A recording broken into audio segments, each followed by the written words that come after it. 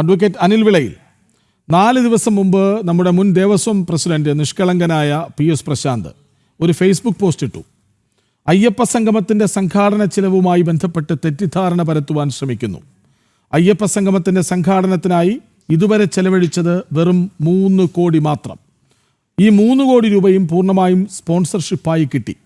1 കോടി രൂപ കൂടി സ്പോൺസർഷിപ്പായി വന്നിട്ടുണ്ട് എന്നാണ്.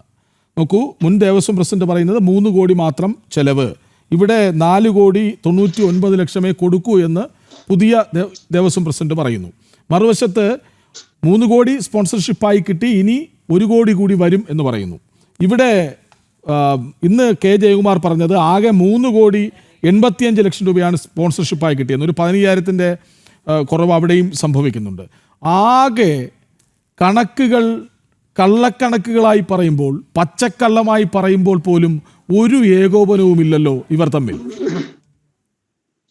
അതെ, ശ്രീ MK ഹരിദാസ് സാർ പറഞ്ഞത്, ഞാൻ CPM-ന് കള്ളക്കണക്ക് എഴുതാൻ അറിയില്ല എന്നല്ല പറഞ്ഞത്.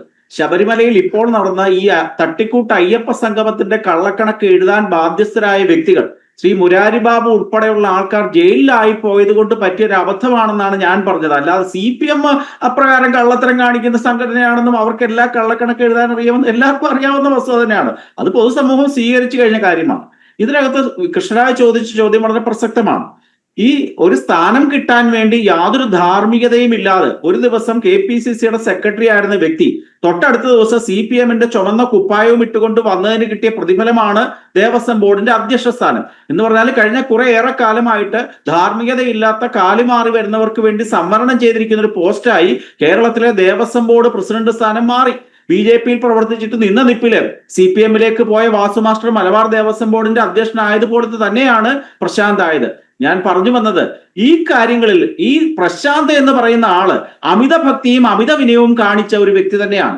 എനിക്കിതൊന്നും അറിയില്ലേ, ഞാനൊരു പാവത്താനാണ്, എന്റെ കരങ്ങൾ ശുദ്ധമാണ് എന്ന് പറഞ്ഞുകൊണ്ടാണ് ഈ ശബരിമലയുമായി ബന്ധപ്പെട്ട എല്ലാ വിഷയങ്ങളിലും പ്രശാന്തിന്റെ പ്രതികരണം വന്നുകൊണ്ടിരുന്നത് എന്ന് പൊതുസമൂഹം കണ്ടിട്ടുള്ളതാണ്.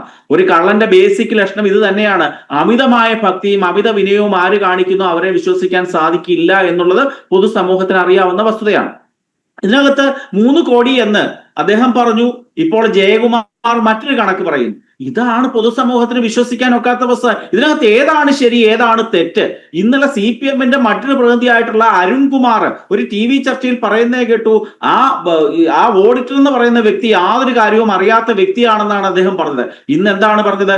ഞങ്ങളുടെ പിഴയാണ്, ഞങ്ങളുടെ വലിയ പിഴയാണ് എന്നാണ് ദേവസ്വം ബോർഡിന്റെ അധ്യക്ഷൻ പറഞ്ഞിരിക്കുന്നത്. നമ്മൾ ശ്രദ്ധിക്കേണ്ട ഒരു കാര്യമുണ്ട്.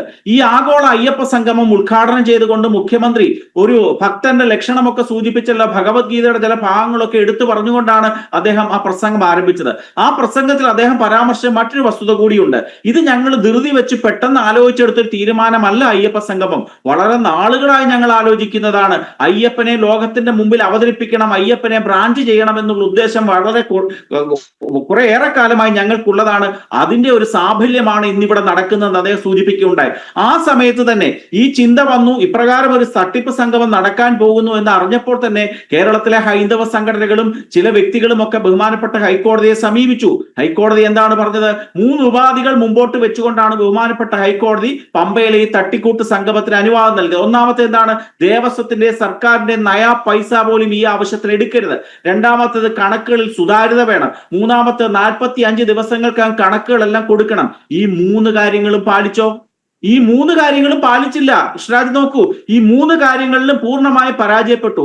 ഹൈക്കോടതിയുടെ ഒരു സംവിധാനം നിരീക്ഷിക്കുന്ന ഒരു സംഗമമായിട്ട് പോലും അതിനെ തട്ടിപ്പ് സംഗമം ആക്കി മാറ്റാനുള്ള ധൈര്യവും തന്റെ ഇടവും ഉണ്ട് എങ്കിൽ ആ പ്രസ്ഥാനത്തിന് പറയുന്ന പേര് CPM എന്ന് തന്നെയാണ്. അവർക്കറിയാമല്ലോ ഇത് ഏതെങ്കിലും വിവാദമായ ബഹുമാനപ്പെട്ട ഹൈക്കോടതിയുടെ പരിഗണനയിലേക്ക് ഈ വിഷയം പോകും, അപ്പോൾ പിടിക്കപ്പെടും എന്നറിയാം. അത്രമാത്രം ധൈര്യമാണ് ഈ കള്ളക്കൂട്ടങ്ങൾക്കുള്ളത്. ശ്യാംരാജ് സൂചിപ്പിച്ചതുപോലെ ഇത് ഹിന്ദുവിൻ്റെതായതുകൊണ്ട് മാത്രമാണ്. ഹിന്ദുത്വത്തിനെ വെല്ലുവിളിച്ചുകൊണ്ട് ശബരിമലയുടെ ചൈതന്യം കളയുക, ശബരിമലയെ കൊള്ളയടിക്കുക, അതിൽ കൂടി പാർട്ടി വളരുക, അതിൽ കൂടി ഊരാളുങ്കൽ സൊസൈറ്റി വളരുക തുടങ്ങിയ നിരവധിയായ അജണ്ടകൾ ഇവർക്കുണ്ട്. അതുകൊണ്ട് തന്നെയാണ് ഇത് സംഭവിച്ചത്. നമ്മൾ ശ്രദ്ധിക്കേണ്ട ഒരു കാര്യമുണ്ട്. ശ്യാംരാജിന് തോന്നുന്നുണ്ടോ ഇതെല്ലാം കമ്മീഷൻ അടിക്കുന്ന CPM എന്ന് പറയുന്ന പ്രസ്ഥാനം ഏത് പരിപാടിക്ക് ഇറങ്ങിത്തിരിച്ചാലും കമ്മീഷൻ അടിക്കുക എന്നുള്ളതാണ് അവരുടെ ആത്യന്തികമായ ലക്ഷ്യം. ഇതിനകത്തും ഈ സംഭവം പുറത്തു വന്നത് നമ്മൾ നോക്കൂ. ശബരിമലയിലെ ഈ അയ്യപ്പ സംഗമം ഉണ്ടാകുന്നതിന് മുമ്പ് തന്നെ വളരെ വർഷങ്ങളായിട്ടുള്ള ആലോചനയാണെന്ന് മുഖ്യമന്ത്രി പറഞ്ഞെടുത്തു നമ്മൾ ചർച്ച ആരംഭിക്കണം. എന്തായിരുന്നു ആലോചന? ഉണ്ണികൃഷ്ണൻ പോറ്റി അന്ന് ഇവരുടെ ഗുഡ് ബുക്കിൽ ഉണ്ടായിരുന്ന വ്യക്തിയാണ്. ഉണ്ണികൃഷ്ണൻ പോറ്റിയെ സംബന്ധിച്ചിടത്തോളം എത്ര സ്പോൺസർമാരെ വേണമെങ്കിലും കണ്ടെത്താനുള്ള കഴിവും പ്രാപ്തിയും നാക്കിന്റെ സാമർഥ്യവും ഉള്ള വ്യക്തിയാണ് ഉണ്ണികൃഷ്ണൻ പോറ്റി. അദ്ദേഹവും പ്രശാന്തോടെ ഗൂഢാലോചന നടത്തി, അല്ലെങ്കിൽ വാസവൻ ഉൾപ്പെടെയുള്ളവരുടെ കൂടിയാലോചന നടത്തി നമുക്ക് ഇത്തരത്തിലുള്ള ഒരു സംഗമം നടത്താം, അതിനുവേണ്ട സ്പോൺസർമാരെ ഞാൻ കണ്ടെത്തി തരാം, ബാംഗ്ലൂരിൽ നിന്നും ചെന്നൈയിൽ നിന്നും വലിയ വൻ മുതലാളിമാരെ, പണച്ചാക്കുകളെ, സിനിമാ താരങ്ങളെ ഞാൻ സ്പോൺസറാക്കി കൊണ്ടുവരാം എന്നുള്ള വാക്ക്, ഉണ്ണികൃഷ്ണൻ പോറ്റിയുടെ വാക്ക് വിശ്വസിച്ചുകൊണ്ടാണ് ഈ സംഗമത്തിന് വേണ്ടി ഈ വാസവനും പ്രശാന്തും ഉൾപ്പെടുന്ന സംവിധാനം ഇറങ്ങിത്തിരിച്ചത്.